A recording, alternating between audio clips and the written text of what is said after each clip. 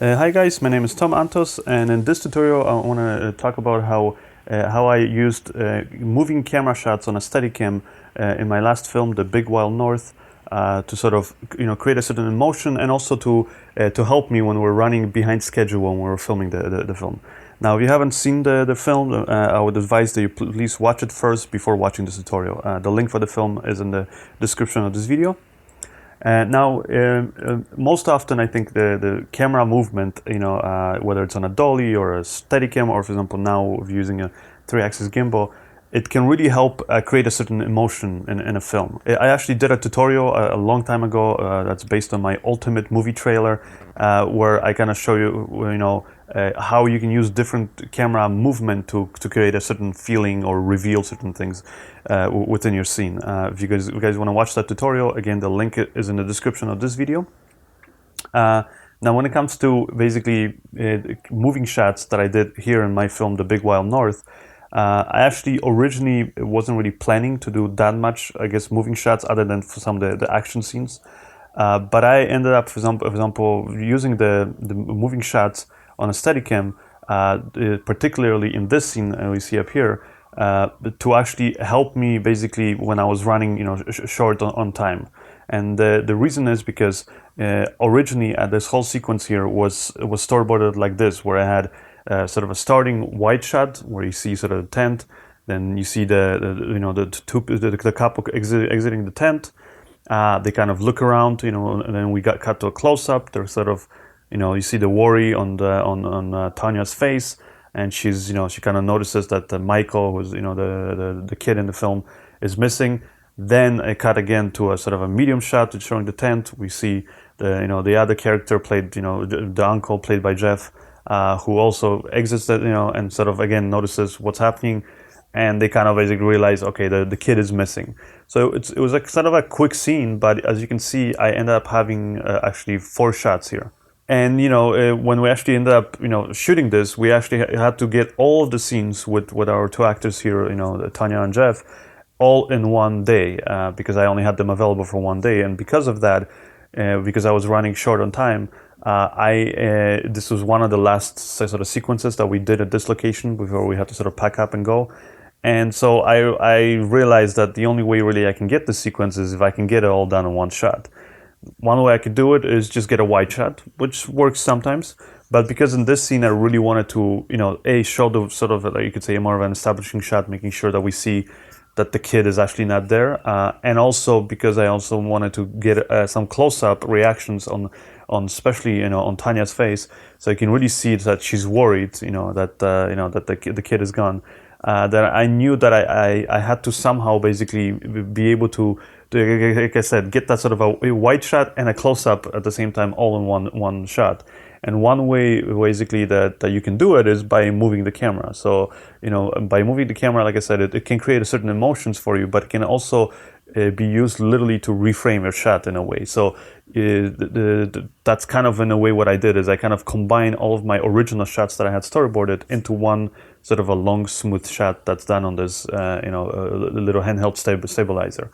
And to get this shot, first thing, and I think that's sort of, I would give you advice is if you're doing any kind of moving shots, especially if you're using a Steadicam or a 3-axis gimbal, where you're really not sort of limited by, let's say like when you're doing it on a dolly or a slider, where you're not limited to sort of on one axis movement, but where you can move the camera in any direction, is to first have a very clear idea of how you need to move the camera and where you're going to move the camera and where the actors are going to be in relation to the camera placement. Because all too often, I think, beginner filmmakers make the mistake of, just because they can move the camera, like let's say on a Steadicam, they end up just moving the camera without any sort of purpose or any kind of planning, and then afterwards that results in kind of an amateurish kind of looking shot. And and I think if you basically move your camera with certain intention, that is going to just make it look a lot more, I think, cinematic, a lot more, just kind of cleaner looking. So like I said, I knew that I wanted to sort of show a few things. First thing is I wanted to show that the time passes by. So I figured, in the wide shot, I was just going to show, like I said, that we see the tent, we see that the kid is gone, and then we see that, the fire is basically just kind of all burnt out. there's no more smoke in there. So I figured, okay, I'm going to be on a Steadicam, and I'm going to start off basically with the close up here of the fire pit, with the no more smoke in it, and the fire being out. Then the next thing I need to do is to go over to the tent and show Tonya exiting the tent and kind of looking worried. So that naturally leads the camera movement from the fire to, like I said, to the opening of the tent, and then we kind of go up to her face. Then I wanted to show that, kind of more or less what she's looking around. Now, because that location, one side of the location actually did not exist the way I kind of show it in the film, and I have another tutorial talking about that, which again you can see in the description of this video, the link for it. I cannot go with completely around her, but I could go, like 180 degrees. So that's kind of what I end up doing, is I kind of go over to her face, then I kind of go around, kind of showing that kind of more or less what she sees, which is that the campsite is empty and that the kid is not there. Then I move the camera again as Jeff gets out of the tent, and they exchange a line there, and then we kind of again show the worry on Jeff's face, so it's kind of a close up or a medium shot on Jeff. And then after, when Jeff leaves the frame, I end up kind of staying and moving on Tanya's face, just as we see that there's kind of this worry building up in her. And with that, in a way, I was able to, you could see, kind of show all the things that I wanted to originally show according to my storyboards, but doing it all in one shot, which means that, you don't have to set up as many camera angles, you don't have to worry about, their exposure, focusing, all that stuff, and you just do one take. If it's good, then you're good, and you just move on, and you can worry about your next scene. Now, another sort of a question I often get is when I'm getting shots, especially on these super low budget films, on, let's say, a Steadicam or a 3-axis gimbal, and I, for example, don't have an assistant, or even if I have an assistant but I don't have, let's say, a wireless follow focus, how do I keep things in focus? And really the best way I found is to kind of figure out the distance that I'm going to stay from my subject, and just sort of focus the camera for that, and then just keep that same distance. And in a way, as you can see up here, that's what I'm doing, is that I kind of know that I'm going to keep about, I think it's about 3 feet kind of a distance from this kind of a burned out fire pit at the beginning of the shot. Then I go over to where I know my actress is going to be, and I kind of just make sure that once I set that focus for the opening of the shot of the fire pit, that when I go over there, that it kind of that focus basically is going to work, and how close basically I can get, or how basically what the distance is that I have to be from my actress. And I just kind of make sure that the focus will work for all of that. Then also I got to make sure that the exposure is going to be good, so I adjust the camera settings accordingly. And then the last thing, for example, is I'll kind of usually do a little kind of quick rehearsal, as you can see up here, just sort of test it out with my actors, and I explain to them exactly what their marks are going to be, and when they kind of, where they have to go, and kind of, like I said, when they enter and exit the scene, so that their motion, and like I said, and the camera motion is all kind of nicely coordinated. And then the last thing is, my brother, which is actually the producer of the film, and then the sound guy, and and many other roles that he had to fulfill on this film. He then also, kind of figures out where his position is going to be with the microphone. And as you can see here, this is the actual behind the scenes take, which is very, very badly framed and very shaky. And that's because my little brother, Greg, who played Michael in the film, I asked him to hold the camera simply because we literally had nobody else on set. Because like I said, this was like an ultimate low budget kind of a film production. But anyways, here's the final sort of a raw take. And this is just one of the takes.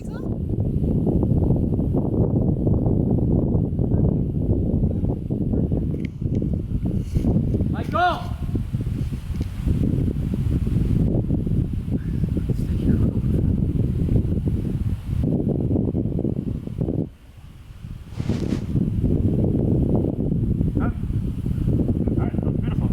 And as you can see, for example, I would get a take like that, and then because once it's all, for example, set up and ready, it's so quickly to just do another take, for example, and it's a lot quicker than, like I said, doing all these separate angles and shots, and setting them all up. So it's very quickly I was able to get, I believe I got three different takes of this shot, of this whole scene, in a way. That's all done in one shot, until I was basically, I got a take that I was happy. So Here's the last one that I end up choosing for the film. Sound and mark it. Right, and action. Oh no, hold on, hold on. And action.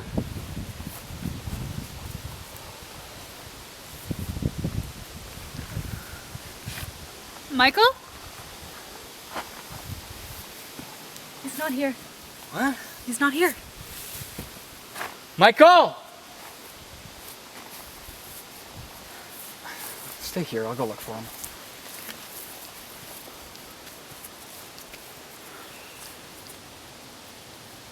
Cut. And as you can see again, all in one shot, I was able to basically tell the same story and reveal the same amount of information that I wanted to originally do in the scene, how I had it storyboarded. So as you guys can see, you can use camera motion to really sort of speed up your workflow and sort of save yourself when you're running low on time. I also end up using camera motion to kind of create different emotions throughout the film, and also for all the action kind of running scenes. But for example, here's another scene or a quick shot with Greg, where he's just in the forest kind of on his own, and basically he hears some strange sound, and I just wanted to have the camera kind of really moving fast on his face to kind of almost making it look as if something's going to maybe attack him, you don't know, but then you realize it's just him. It's kind of like the spooky feeling that kind of goes over him. And when you look at the shot, the beginning of it is clearly out of focus, and that's because, like I said, I focused it for my end position, which was when I was close up on his face. So, and since I knew that the beginning is going to be very quick, most people won't notice it or won't care that the shot is out of focus. Now, if I had, let's say, a wireless follow focus system and an assistant who could pull focus for me, then obviously I would try to adjust the focus on the go. But here's the cheap sort of do-it-yourself or low budget indie filmmaking way of doing these sort of Steadicam shots. And here's another quick shot that I got of again Greg sort of walking in the forest, and again he hears another sound, and the camera sort of just goes around him.